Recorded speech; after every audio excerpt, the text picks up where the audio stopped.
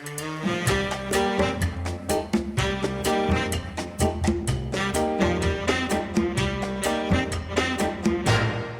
I'm planning to sit down and record this video, and I come to my spot here, my perch, good word, and I sit here and I look out the window, the picture window, and on the bird feeder, there's this huge, it wasn't a bird, it was, my first thought was eagle, and I thought, it can't be an eagle. It was either an eagle, wasn't an eagle, it was either an eagle or this big hawk.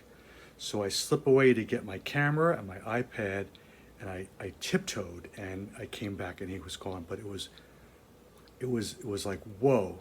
So the funny part of that, I thought, was not calling the animal I saw a bird.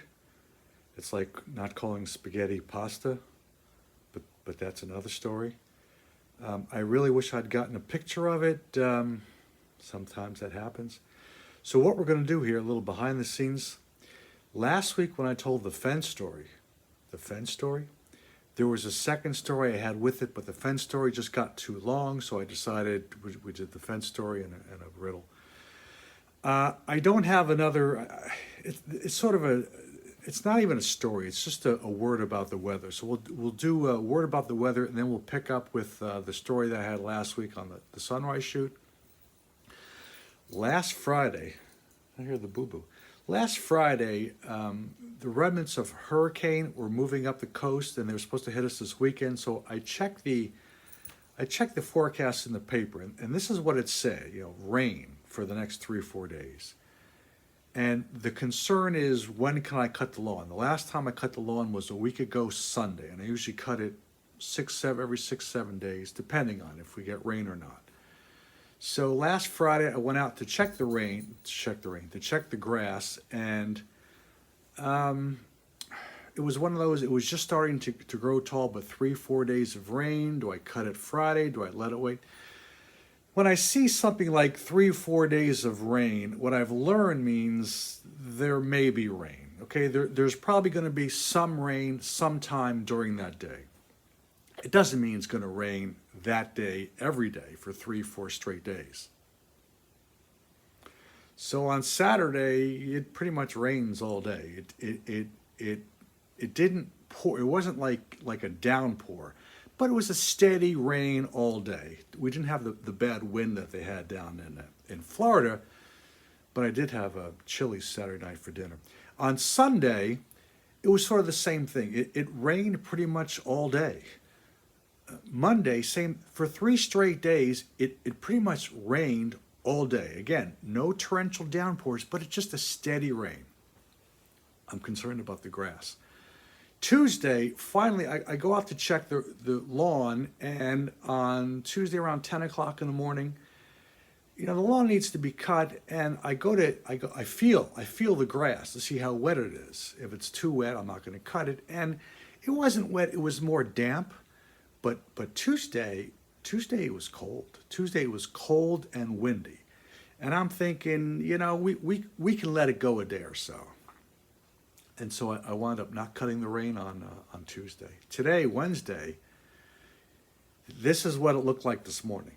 And the forecast is for rain. And so, I'll do the lawn on maybe later today or Thursday. It's like Shelly said in the chat the other day, we really did need the rain, but it's enough already. Okay, just a word about the weather. Coming up next, we have, is that an omen? Stay tuned.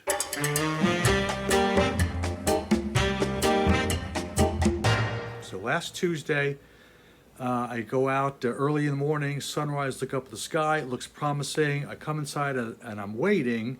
And the Monday, the night before, the Giants played, the Cowboys, Monday Night Football. So I'm watching the game recap on the YouTube, and the Giants did not win. Is that an omen? Eventually, it's about time for the sunrise, and the sky looks promising. I drive out to the shopping mall, the strip mall parking lot. I have a better view of the eastern sky. Take a look. And it looks promising, but it's a weekday. Do we want to do this? Do we want to go out on a weekday in the traffic and the rush hour? Is that an omen? I decide to go. So I drive out there, and I drive west out. I drive west to the lake, and I get up. When I reach a traffic light, and when I get to this traffic light, I have a choice. Okay, I can either cross it and go right on the parkway, the Fairfax County Parkway, and then make a left, continue my way, or at that light, I can make a right at the light. Then I go right and left, and then I cross over the parkway. Either way. It all depends on what happens at that light. The light from hell. I could do a mini rant on the light. Years ago, I was going to work one morning. So this is 3:30 in the morning, and there are 4 lanes as you approach the light going west the way I go. The right-hand lane is right-hand turn only. Then the center 2 are go straight, and the left is left. And so what you do is you approach this light, because you can either cross or make a right. It doesn't matter. You get there either way. So I stay in the second light from the right as if I'm going to go straight, anticipating that the red light will turn green. Okay, but if it stays red, then you sort of move over to the right lane, because you'll make a right at the light and continue your right.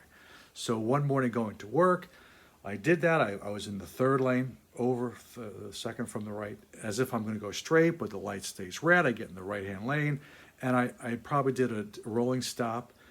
So I remember this was in over the winter, and it was cold and rainy. It was rainy. It was a horrible morning, and some cop pulls me over, and he said, I changed lanes too late, and rolled through the red. Now, my thought is, I just going to work. It's first thing in the morning, and at 3:30 a.m., we must be the only 2 people awake in Virginia, the entire state, and I'm getting a ticket.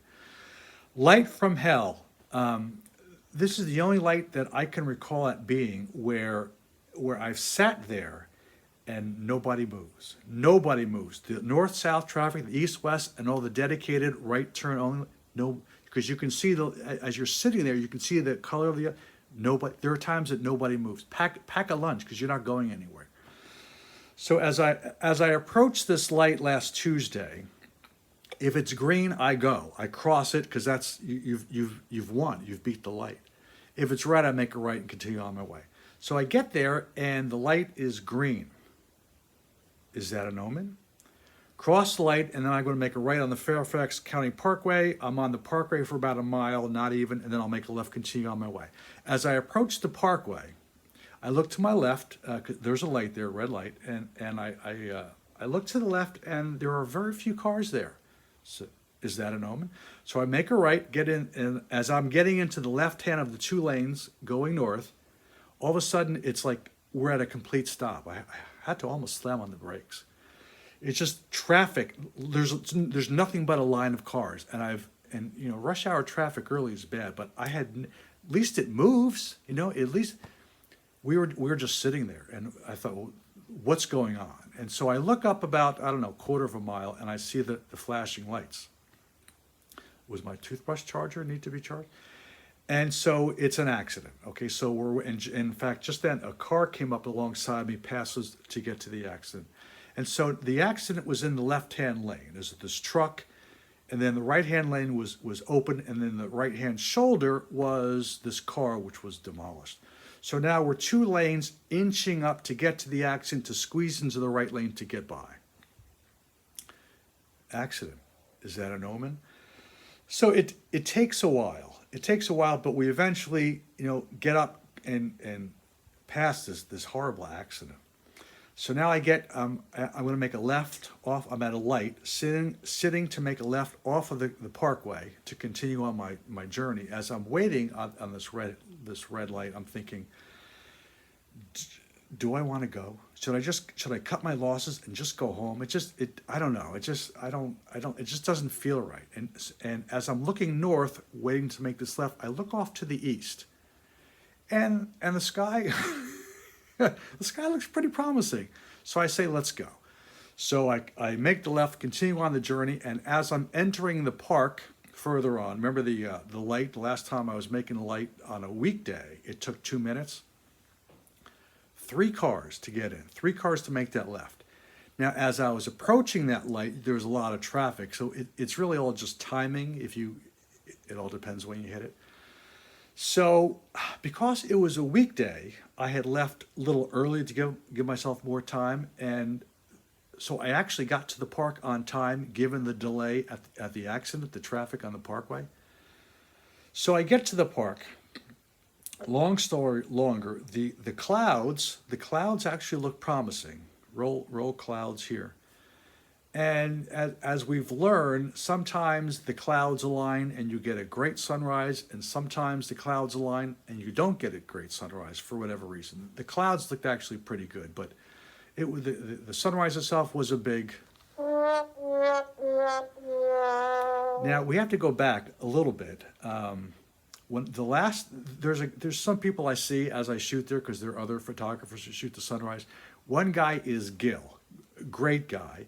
And the last time he and I were at the park together, the lake, he goes, Mike, come on over, check this out. Now, as you know, this is my main place to shoot sunrises. I'm there often. Gil's there more often than I am. And he says, and at the lake there are a couple hundred geese. There's a couple heron. There's actually an eagle, which I've seen. But Gil said he took pictures. He said, now there's like a drainage ditch where we shoot is called the marina or the boat launch. And there's a big tube, there's a big pipe that empties out from further back in the park, I get whatever, water.